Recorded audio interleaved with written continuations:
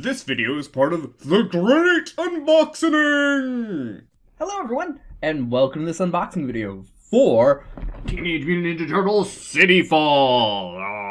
This was the actual reason for the second Kickstarter, not counting the basically second edition of the game. So, this is a box as big as the original, and even has some of the same stuff on the sides, although there's Leonardo. Yeah, that's Leonardo. Kind of the main point of the story arc. And this is all based from the current version of the comic, I believe the 5th run, which is my favorite version by far. So, let's get into this. I don't know if this is a standalone or not. I would hope it's a standalone based on the advertisement for the Kickstarter, like how it worked and everything. Also, there is a lot going on in this cover, because that's how much craziness went on in the actual story arc.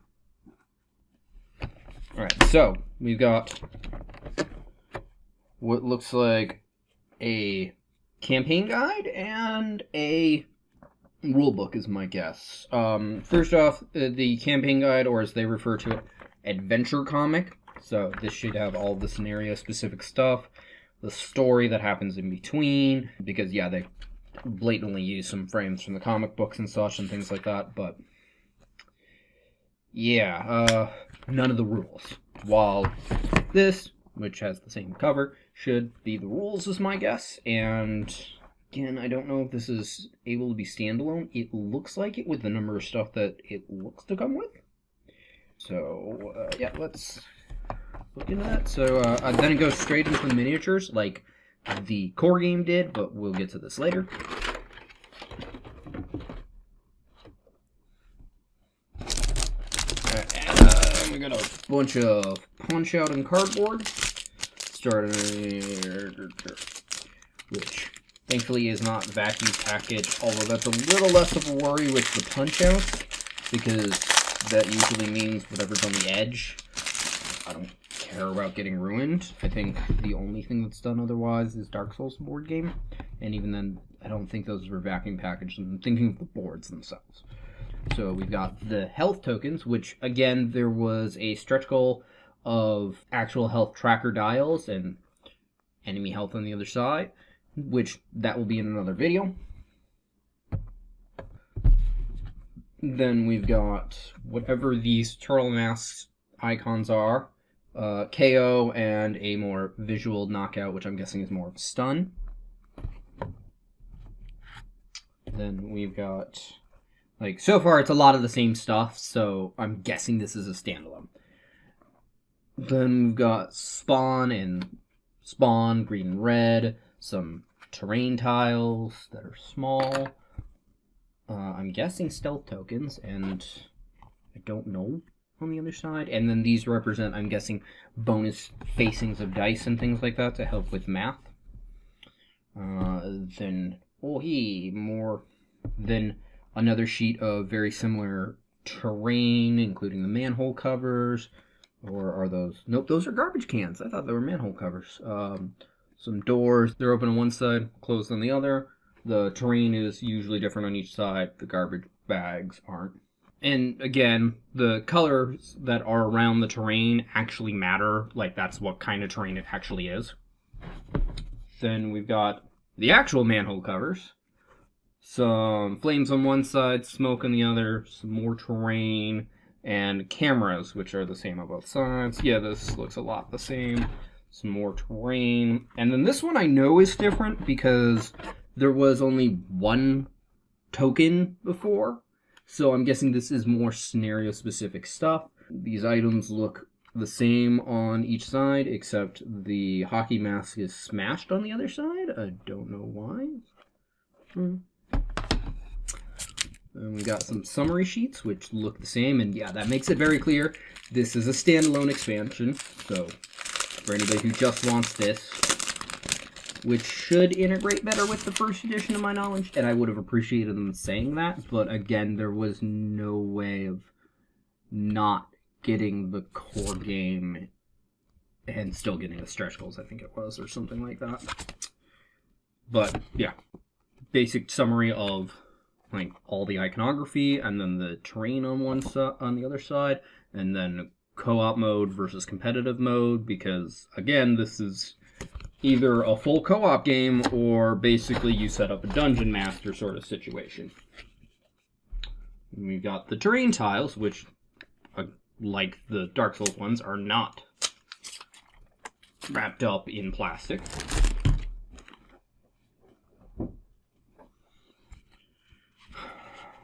So we've got a pool hall, or just a bar. Yeah, that's just a bar. I don't know, maybe a stage? The main combat of that scene does actually take place in a theater-like area with a stage and everything.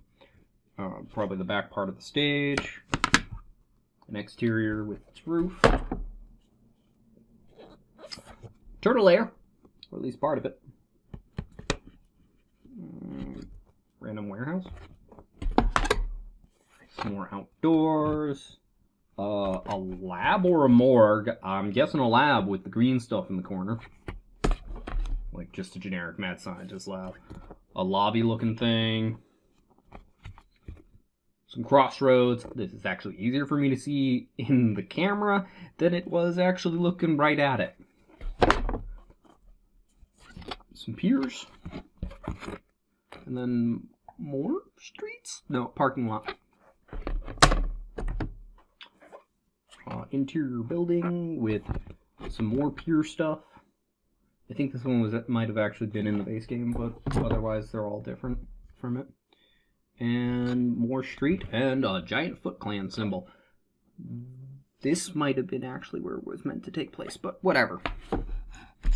So continuing on, we've got some small red rings for bases. I don't know why they make them all the same color. Some extra plastic bags, always appreciated. Not that I don't have a drawer full of them, but they're still nice. I try to use them for organizing certain things like miniature parts. Then we've got a new bookmark-like round tracker with Splinter on one side and Shredder on the other. New dice! This game is very dice-focused. For those that didn't see the explanation of how the game works with the last video, every character gets 3 dice that are the same, but specific to them, and you can usually tell by which color they are. So they're kind of color-coded. And then there are some generic dice, which I think are the ones the villains roll, but also might be used for other stuff. Again, I haven't played the game in a long time, but it was fun. I wish I got to play it more often. I think I played it twice? At least once for sure. Then we got character and villain cards. If it's anything like the core game, there will be 2 copies. I think one's meant to be for versus and one's meant to be for co-op. But we've got Angel Bridge, who is a character that was introduced at some point in time, which was just like a neutral sort of character that turns good. April O'Neil, who again in this version is a scientist, or at least studies to be. Old Hobbs, who's a villain in the core game, and yeah, he gets really interesting from this point on in the story from what I remember. Slash, basically a 5th turtle, but a snapping turtle. And Master Splinter. So it gives 5 playable characters who do have different backs based on their alignment, is my guess. Like, purple dragons.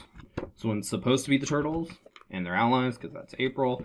And then the mutant moles or something like that, which on the back of the rulebook is already previewed to be a later expansion. Whether or not they'll do a Kickstarter for that, I don't know, but it wouldn't be the first time this year alone I've seen an advertisement in a Kickstarter physically arriving for the following Kickstarter of that game. Then we've got some Foot Ninjas. These blatantly say Minion on them. Foot Elite. Foot Bruiser. And then a leader of Karai. Leonardo. Yeah, you're not seeing that wrong. That is Foot Clan Leonardo. Again, kind of a major point of the story arc. Shredder. And then some Purple Dragon stuff. Purple Dragon Gang, so generic gang models. Hun, who, if I recall correctly, in this version is Casey Jones' father. Bebop and Rocksteady. This is actually when they get introduced in their mutation form in the story. And then, I don't know if these are meant to be enemies or not, but here's Splinter and Slash as enemies, I guess? I don't know. Oh, and they do have an unaffiliated one. Then, all the definite villains repeated again. So it's just the enemies that get repeated. That makes more sense for the co-op versus. Then we got 3 packs of cards, which thankfully have a pull tab. Because this game relies heavily on a deck you make out of the cards available to you, last I remember. Or at the very least, the villains do.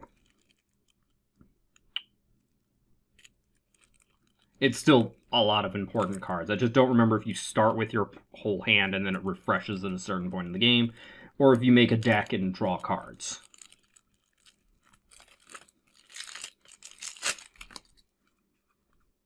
Oh, before I continue with this, just wanted to point out, there's the 6 dice facings for, like, in this case, Angel's unique dice. So, for future reference, if you play these, and this was in the first edition as well, you don't need to fumble around with the dice to figure out what's on them. They're right there. It's really convenient.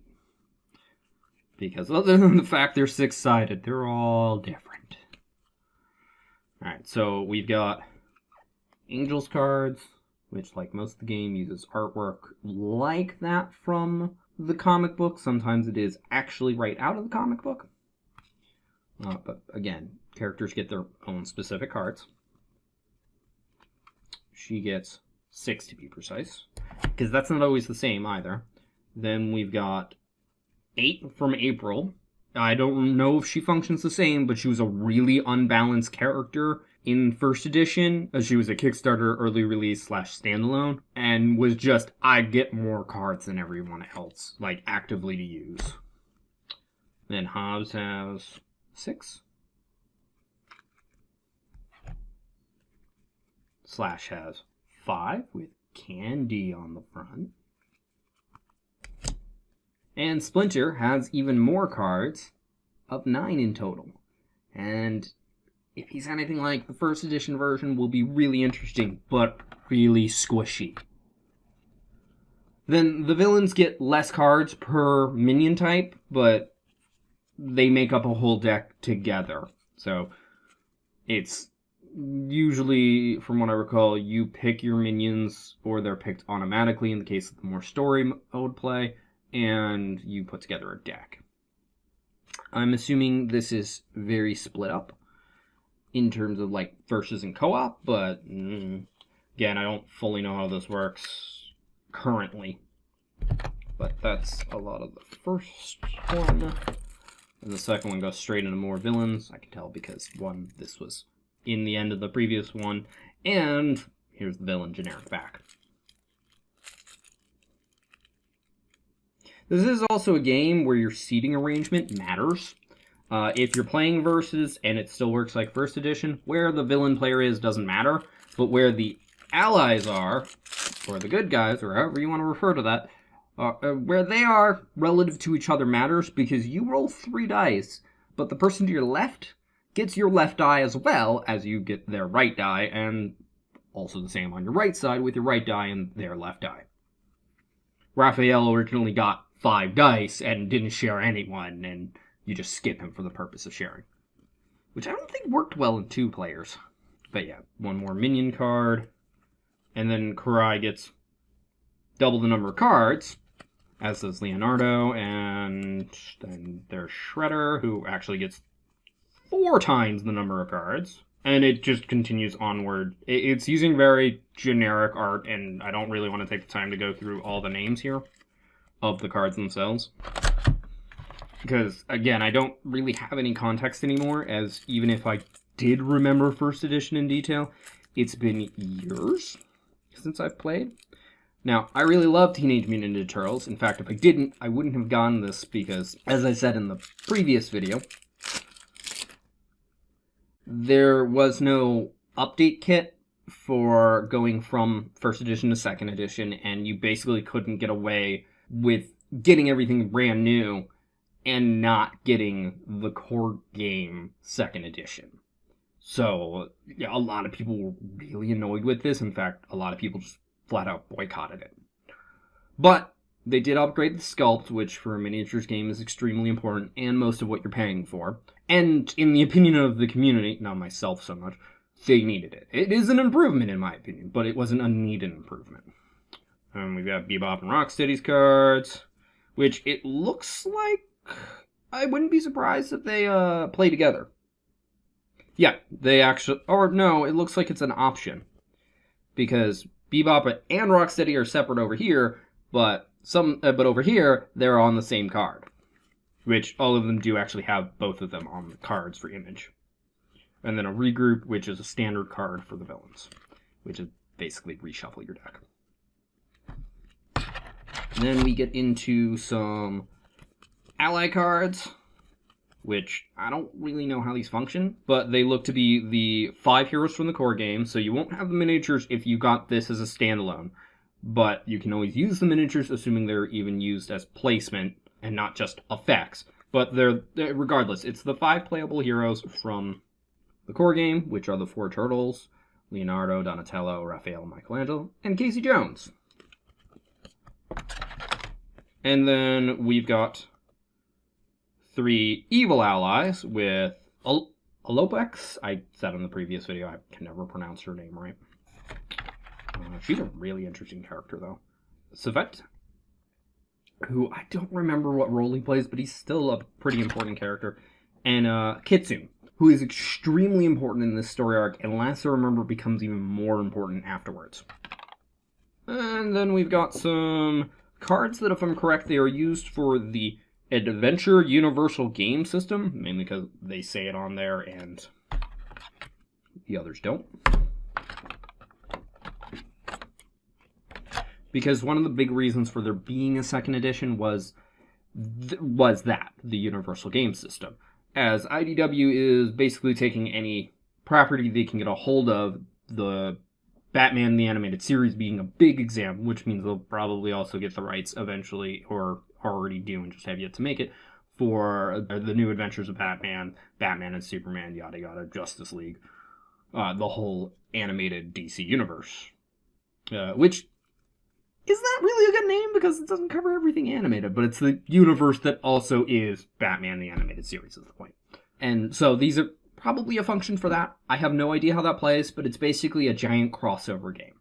These were in the core game as well for the characters that existed. And yeah, I really don't know. Also, I have no idea why there's 5 splinters. Sensei, Master. Don't know. I understand why there's 2 slashes, one being good, one being bad. Because, yeah, he's all over the place in this. Also, don't know why there's 4 Shredders. Everybody else has 1, except the Foot Ninjas and the Foot Elite. Except for, you know, the generics. Or the grunts, I should say. So, yeah, they all have this back. I don't know what it's for exactly, or more precisely how it functions, and I'm not too sure what it's for. I'm just taking a guess. But now for the meat of this. Minis! Which there's significantly less of than there was in the core game, because 1, it looks like there's only a single tray, or a single layer, I should say. And 2, this one doesn't have Mausers. There was, I think, 30 of them in that.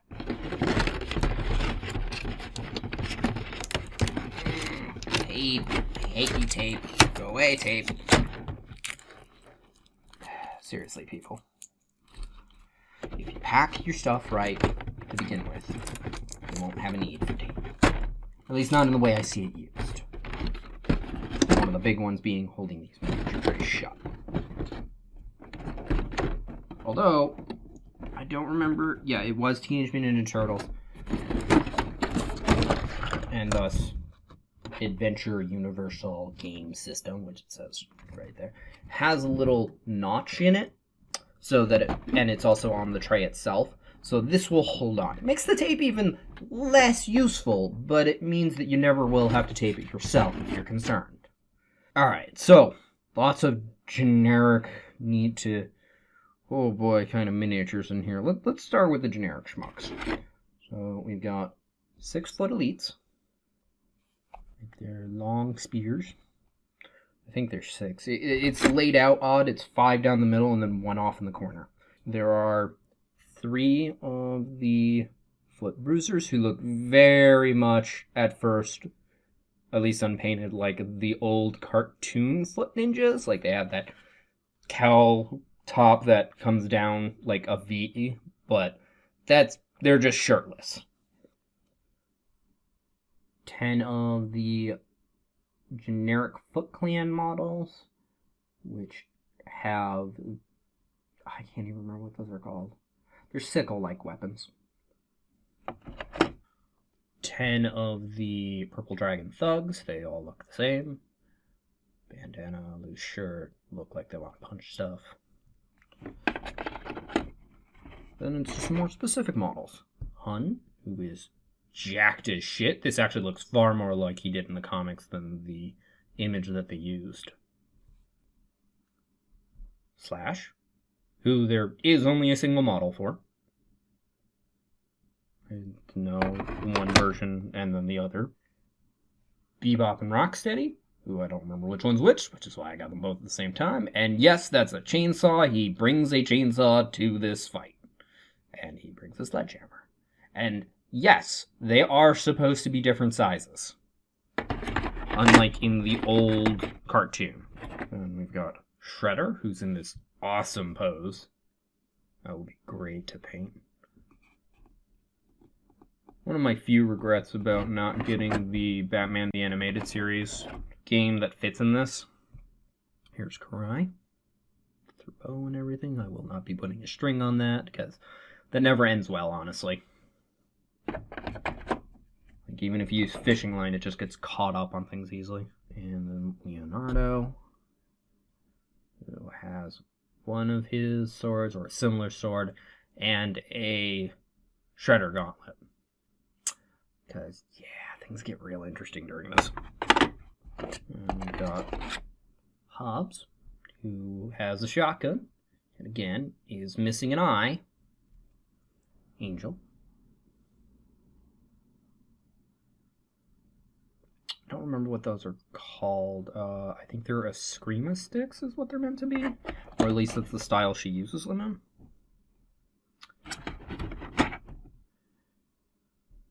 April, all techied up. Including with a invisibility field somewhere in there, but it drains the battery, as I recall. And Splinter. Just being a badass. An old badass, but a badass. Alright, and that's all the miniatures. They come in a very nice tray that you can actually see a little bit better from the back. Is all nice and vacuum formed. Not so much like you would think of vacuum formed top, so it's not like... It's not vacuum formed in the miniatures, it's vacuum formed to a very specific design, so that these miniatures fit in there easier, but it's not perfect, so it's less likely to have bends in it, because if the tray itself bends, or if the model was changed a little, or misprinted a little, it's more likely to bend. I see this with a lot of pre-assembled miniature board games with plastic. It almost always happens with pewter models, but that's also just... But that's because they bend easily, and thus it's also just as easy to put back in place. Plastic, it's sometimes harder. Resin, it's almost impossible. That also means that you don't get confused as to where things go. Maybe a slight confusion, but it's not too much of an issue. Regardless, that's everything this time around. Thank you for watching. I hope you enjoyed. If you did, feel free to press that like button. If you think somebody else will enjoy this, feel free to share this video. Either way, I hope this video gets seen more. If you didn't like this video, go and press the dislike button. I won't mind, but please leave a constructive comment as to why. Also, feel free to comment in general, such as if you'd like to see any of this painted anytime soon, because I'm not getting around to this anytime soon. I have so many things to work on just painting alone. Or if you'd like to see a general or detailed overview, or a let's play, or a how to play of this game. Like, if you want me to relearn the rules and be like, this is what happens in this game. This is how it works. Please comment about that. And if you'd like to see more like this on my channel, be it more unboxing videos, my board game overviews, my painting videos, all three of which I'm willing to do for this game, and anything else that I might do on this channel, feel free to subscribe. Regardless, thank you for watching and have a wonderful day. Bye-bye.